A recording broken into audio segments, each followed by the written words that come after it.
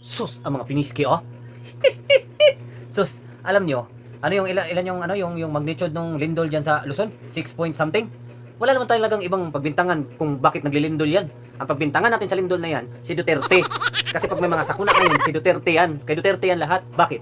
Bakit hindi ko masabi na si Duterte yung may kasalanan ng lindol? Taga saan ba si Kibuloy? Di ba si Kibuloy sa Davao? Naupuan na naman ni Kibuloy yung remote ng mundo. Kaya umuyog-uyog na naman yung yung Earth.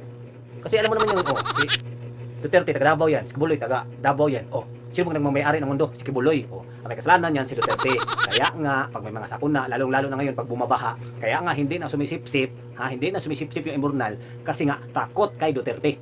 Kaya pag may lindol agad yan, automatic yan kay Duterte natin yan. Sus, Duterte talaga may kasalanan yan, guys. Kasi isipin mo, guys, sino ba may-ari talaga ng mundo natin?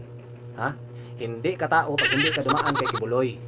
Dapat dumaan ka kay Kibuloy kasi ang may-ari ng sanlibutan si Kibuloy. Ngayon, aksidente na naman yan ni Kibuloy na upuan yung remote control. Napaglaruan na naman ng bata niya yung remote control. Kaya po lumindol. Gets mo na. Pishke ka. Mga pinishke. Automatic yan. Tapos meron pa ako nabalitaan isa dyan, yung pangilinan yung apelido na senador. Nakalagay pa dun sa balita, stop, move on sa mama sa pano na pangyayari. Paano mag-move on yan kung hindi mo pa nakuha yung tamang hustisya? Try mo kayang ripin yung isa sa pamilya mo. Try mo kayang mag-move on ng ilang taon lang tapos wala pang hustisya. Ganon din yung sa mama sa pano. Kung ano mga kripin ng mga nakaraan, hindi yan basta mag-move on kung hindi pa nakamit yung hustisya, pishki ka. Ngayon, may lindol. Dugo man di ay! Alam mo si Duterte lang, simula nung kumontra yan si Duterte sa mga adik, sa mga shabu, marami nang nangyayari sa mundo natin. Dugo man di ay! Pinaghuli kasi yung mga bato.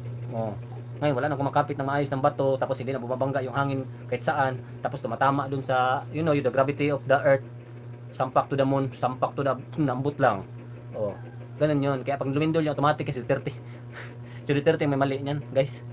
Dapat kasi panawagan ko sa iyo President Duterte, huwag niyo na pong palindulin. Pakisaway po si Kibuloy na wag paglaruan po yung remote control ng ating kalibutan.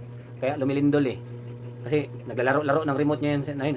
Kibuloy, kung nanood ka man ngayon, huwag mo masyadong paglaruan yung remote ng sanlibutan kasi maglilindol yan Alam mo naman, tignan mo kanina, nakita ko yung ABS-CBN, naglabasan yung mga tao doon.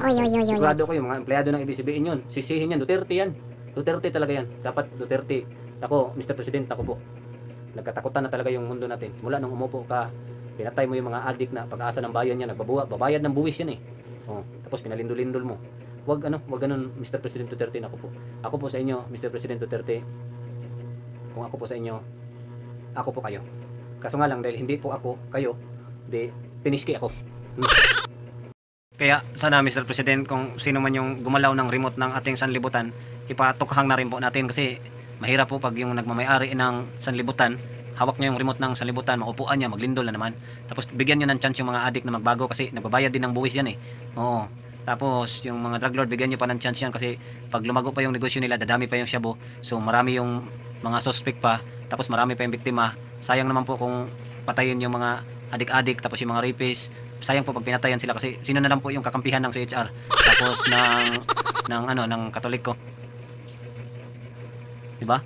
Pag nawala yan sila, wala nang kampihan yung mga pari, tapos yung mga wala nang kakampi yung mga rapist na ibang mga pari natin. Sayang naman pag pinatay nyo yung mga rapist kasi marami pang bibiktimahin yan. Lalong-lalo na yung hanggang ngayon na hindi pa na huli talagang piski talaga kung sino talagang yung nangyari sa Lapu-Lapu na binalatan. Sana pag nahuli rin yung balatan din yung piski, pero unahin mo nang tanggalin yung ingron, tapos lugiton yung muta, tapos nilkatiron yung nipol, tapos ihian yung muka para kunwari si Baron.